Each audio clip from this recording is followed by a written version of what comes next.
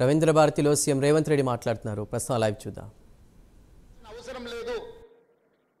చెరువుల్లో ఎఫ్టీఎల్లో బఫర్ జోన్లో ఉన్నవాళ్ళు మిమ్మల్ని ఏ రకంగా ఆదుకోవాలనో ప్రభుత్వానికి సూచన చేయండి.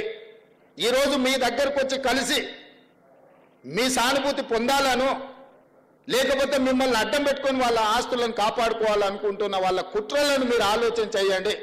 వాళ్ళని కూర్చోబెట్టి అడగండి. నేను ప్రభుత్వ అధికారులను అక్కడికి పంపిస్తా.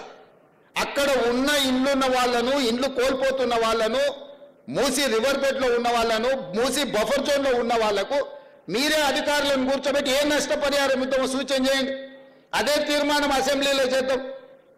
మీరు కాళేశ్వరం మింగడానికి 1,00,000 కోట్లు మీ ఒక్క కుటుంబమే మింగింది కదా. ఈ మూసీలో ఉన్న వాళ్ళందరినీ ఆదుకుంటే కూడా 10,000 కోట్లు కావు. ఒకవేళ 10,000 కోట్లు పేదల కోసం ఖర్చు పెట్టడానికి ప్రభుత్వానికి మన దరిద్రం ఉందా? నేను స్పష్టంగా బీఆర్ఎస్ బీజేపీ నాయకులకు సూచన చేస్తున్నా. ముఖ్యంగా ఈటల రాజేందర్ గారికి, కేటీ రామారావు గారికి, హరీష్ రావు గారికి నేను సూచన చేస్తున్నా. మీరు ముగ్గురు రాండి సెక్రటేరియట్. నేను మా ఉప ముఖ్యమంత్రి గారు కూర్చుంటాం. అధికారులు అందరినీ పిలిపిస్తా. ప్రణాళికలన్నీ ప్రజలకు చూపిద్దాం.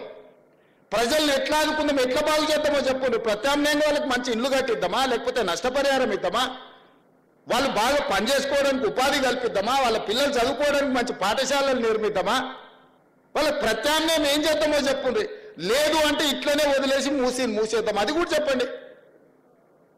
చెరువులు పోయి, కుంటలు పోయి, నాలాలు పోయి, మూసి కూడా పోయిందంటే రేపు అనంతగిరి కొండల్లో నుంచి వచ్చే ఈ వరదను, ఈ ఉప్పెనను ఏ రకంగా హైదరాబాద్ నగరం భరిస్తుందో చెప్పండి. ఇవాళ ఎక్కడైనా 1,200-1,400 ఫీట్లు బోర్ వేయకుంటే ఎక్కడన్నా నీళ్ళు వస్తున్నాయా? మరి హైదరాబాద్ నగరం మొత్తం కాంక్రీట్ జంగిల్ అయిపోయింది. మరి గ్రౌండ్ వాటర్ పడిపోయి నగరం మొత్తం దెబ్బతిని ఇవాళ మూసీలో హైదరాబాద్ మురికి మొత్తం నిండి, ఈ మురికి మొత్తం నల్గొండ ప్రజలకు విషవాయువులుగా విషంగా మారి ఆ నల్గొండ ప్రజల విషాన్ని దిగమింగుకొని బతుకుతున్నారు. ఏ విధంగా నల్గొండను ఆదుకుందామో మీరు సూచన చేయండి. మా ప్రభుత్వానికి పట్టింపులు లేవు. మా ప్రభుత్వానికి ఎవరి మీదనో కోపం లేదు. మా ప్రభుత్వం ప్రజలకు మేలు చేయాలన్న ఆలోచన తప్ప ఇంకో విధానమే లేదు. అందుకే ఈటల రాజేందర్ గారికి నేను సూచన చేస్తున్నా. సబర్మతి రివర్ ఫ్రంట్ నరేంద్ర మోడీ గారు గుజరాత్లో కట్టుకున్నారు. 64,000 కుటుంబాలను తరలించిండు. అందులో 16,000 మందికే నష్టపరిహారం ఇచ్చిండు. నరేంద్ర మోడీ గారు గుజరాత్ను బాగు చేసుకోవడానికి సబర్మతి రివర్ ఫ్రంట్ కడితే ఈటల రాజేందర్ గారు సపోర్ట్ కొడుతున్నారు. మా మోడీ గారు చూడండి గుజరాత్ మోడల్ ఎట్లా డెవలప్ చేసిండని. మరి అదే సబర్మతి రివర్ ఫ్రంట్, అట్లాంటిదే మూసీ రివర్ ఫ్రంట్ హైదరాబాద్లో కట్టుకుంటే రాజేందర్కి వచ్చిన కష్టమేంది, దుఃఖమేంది నాకు అర్థం కాలే. రండి రాజేందర్ గారు, గత ప్రభుత్వంలో జీవోలు ఇచ్చారు. 2019లో మూసీలో ఉన్న ఆక్రమణలు తొలగించాలని జీవో ఇచ్చారు. మీరు అప్పుడు మంత్రే కదా, మీరు ఆ ప్రభుత్వంలో మంత్రే కదా. మరి ఈరోజు నేను ఒక సూటిగా అడుగుతున్నా, ఏం చేద్దామో చెప్పుండ్రి, ప్రత్యామ్నాయం చెప్పుండ్రి. ఈ పేదలు ఎట్లా ఆదుకుందామో చెప్పుండ్రి. వాళ్ళందరూ ఆస్తులు ఉండిపోయి మూసీలో కట్టుకోలే, వాళ్ళ వాటర్ వ్యూ కోసం కట్టుకోలే, బతకలేని పరిస్థితుల్లో వాళ్ళు అక్కడికి పోయి ఉన్నారు. వాళ్ళు ఎట్లా బతికించుకుందామో చెప్పుండ్రి. అందుకే ఈరోజు మా బట్టి విక్రమార్క గారికి నా విజ్ఞప్తి, పొన్నం ప్రభాకర్ గారు ఎనివే హైదరాబాద్ ఇన్ఛార్జ్ మినిస్టర్, ముఖ్యమైన వాళ్ళందరినీ పిలిచి మీరు చర్చలు ప్రారంభించండి అయినా వాళ్ళ సూచనలు తప్పకుండా స్వీకరిద్దాం. ఈ పేదోళ్ళని ఎట్లా ఆదుకుందామో చెప్తాము. కాక వెంకటస్వామి గారినే స్ఫూర్తిగా తీసుకుందాము. హైదరాబాద్ నగరానికి వలస వచ్చి ఉద్యోగ ఉపాధి దొరక్క మూసీలో కలుషితమైన వాతావరణంలో బ్రతుకుతున్న వాళ్లకు ఒక మంచి జీవితానికి, వాళ్ళకు ఒక మంచి వసతులు కల్పించడానికి అవసరమైన ప్రణాళికలు మీరు సిద్ధం చేయండి. ఈ ప్రభుత్వం అది అమలు చేస్తుంది. వాళ్ళు దోపిడీ చేసిన దాంట్లో ఒక 10% పెడితే వీళ్ళ జీవితాలు బాగుపడతాయి. 1,500 కోట్లు ఇవ్వాలి వాళ్ళ బ్యాంకులు ఉన్నాయి, టీఆర్ఎస్ పార్టీ బ్యాంకులు. ఒక 500 కోట్లు ఇయ్యరే, అందరికీ ఇంత తలాయిని వంచిపెడదాము. 1000 ఎకరాలు గజ్వేల్లో ఫామ్ హౌస్ ఉంది. 1000 ఎకరాలలో ఒక 500 ఎకరాలు అందరికీ ఇందిరమ్మ ఇల్లు కట్టిస్తా. అందులో నేను ఇల్లు కట్టించే బాధ్యత నాది. భూదానం నువ్వు చేయి చంద్రశేఖరరావు. పోనీ కేటీఆర్ నీకు 50 ఎకరాలు ఉంది జన్వాడల, ఓ 25 ఎకరాలు ఒక పక్కకి మంచిగా 10 అంతస్తులలో అందరికీ ఇందిరమ్మ ఇల్లు కట్టిస్తా ప్రభుత్వం నుంచి సొమ్ము పెట్టి. ఇవన్నీ మీరు దోసుకుంటూ వచ్చినాయి కదా, మీ తాత సంపాదించిన ఆస్తా కాదు కదా, మీ తాత ఇచ్చింది కాదు కదా. మీరు అందరూ 2009 కంటే ముందు ఏం లేదు. 2009 ఎన్నికలలో ఎలక్షన్ అఫిడవిట్ పెట్టారు కదా. 2005లో హరీష్ రావు ఎలక్షన్ అఫిడవిట్ ఉంది. 2004లో కేసీఆర్ అఫిడవిట్ ఉంది ఎలక్షన్ది. అక్కడి నుంచి వరుసగా తీసుకుంటూ వద్దాం. మీ ఆస్తులు ఎట్లా పెరిగినాయో తెలుస్తాయి. మీ టీవీలు ఎట్లా వచ్చినాయి, పేపర్లు ఎట్లా వచ్చినాయి, ఆస్తులు ఎట్లా వచ్చినాయి, ఫామ్ హౌస్లు ఎట్లా వచ్చినాయి, పార్టీ ఆఫీసులు ఎట్లా వచ్చినాయి, ఇవన్నీ వేల కోట్ల రూపాయల పెట్టుబడులు ఎట్లా వచ్చినాయి. తెలంగాణ ఉద్యమంలో పిల్లలందరూ చచ్చిపోతుంటే ఆస్తులన్నీ కోల్పోతుంటే మీ ఆస్తులు మాత్రం గుట్టలో పేరుకపోయినాయి. మీరు మాత్రం 25 ఎకరాలలో 1000 ఎకరాలలో ఫామ్ హౌస్లలో మీరు జమీందారులలాగా బతుకుతారు. తెలంగాణ నుంచి బతకడానికి వచ్చిన వాళ్ళు మూసి మురికిల్లే చచ్చిపోవాలనా? ఏం వాళ్ళకు మంచి జీవన విధానం ఉండొద్దా? వాళ్ళ పిల్లలు చదువుకోవద్దా? వాళ్ళకు మంచి వసతులు కల్పించాల్సిన బాధ్యత ప్రభుత్వానికి లేదా? మంచి ప్రణాళిక తీసుకుందాం, కడదాం వాళ్ళ కోసం. అవసరమైతే రేస్ కోర్సును బయటకు తరలిద్దాము. సిటీ బయటకు రేస్ కోర్సు తరలిస్తే మలక్పేటలో 150 ఎకరాలు 200 ఎకరాలు ఉంది. ఈ పేదోళ్ళందరికీ అందులో ఇల్లు కట్టిద్దాము. అంబర్పేటలో ఉన్న పోలీస్ అకాడమీని ఊరు బయటకు తరలిద్దాము. 200 ఎకరాలు ఉంది అంబర్పేటలో. ఆ 200 ఎకరాలలో మూసి నది ఒడ్డు ఉన్న పేదోళ్ళందరికీ మంచి ఇల్లు కట్టిద్దామయ్యా. ఏం ఇదంతా ప్రభుత్వం ఆస్తే కదా. పేదలకు మంచి చేద్దాం, మీరు వచ్చి సూచన చేయండి. దాని మీద ఒక కమిటీ వేస్తాం. దాంట్లో రాజేందర్ను పెడతాం, కేటీఆర్ను పెడతాం, హరీష్ రావును పెడతాం, పొన్నం ప్రభాకర్ గారిని కూడా అందులో పెడతాం.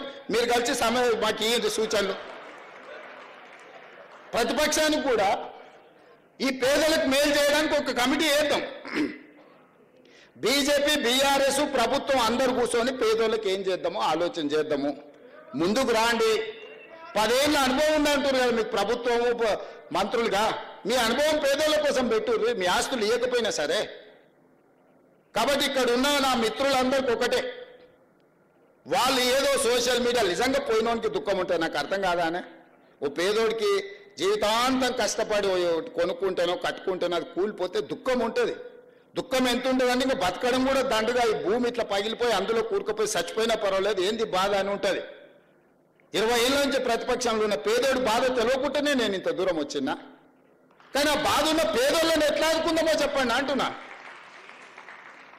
బాధ తెలియకుండా మేము ఇక్కడికి రాలే. బాధ తెలిసి ఒక్కొక్క మెట్టు ఎక్కుకుంటా ఆ పేదలకు అండగా నిలబడుకుంటూ వచ్చినాము. పేదోళ్ళ కోసం కొట్లానే కమ్యూనిస్టులు వెంకటరెడ్డి గారు ఇక్కడ ఉన్నారు, కోదండరామ్ గారు ఇక్కడ ఉన్నారు, తెలంగాణ కోసం కొట్లు ఉన్నారు. వీళ్ళందరినీ కూర్చోబెట్టి మాట్లాడదాం రండి. ఏ ప్రణాళికతో ముందుకు పోదామో, బాగు చేద్దామో, మన నగరాన్ని బాగు చేసుకుందామో మీరు చెప్పండి.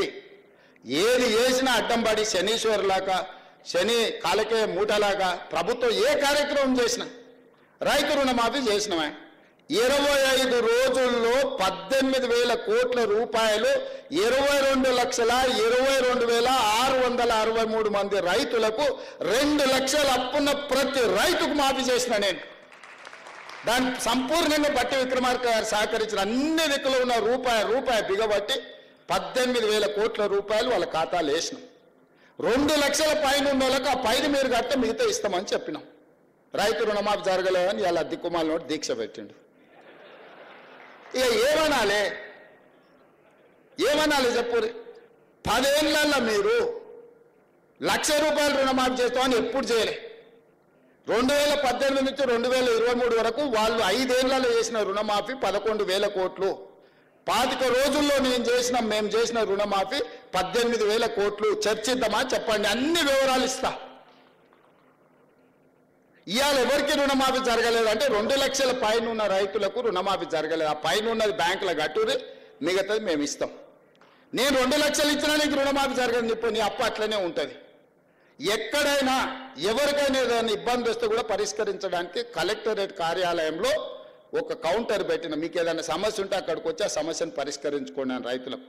నేను రైతులకు విజ్ఞప్తి చేస్తున్నా, రోడ్ ఎక్కకండి, కలెక్టర్ ఆఫీస్కి పోండి. మీకు ఏదైనా సమస్య ఉంటే వీళ్ళని సన్నాసులను నమ్ముకున్నారంటే మీరు మన్ను పోసి అంబలి కాసుకునే పరిస్థితి అవుతుంది.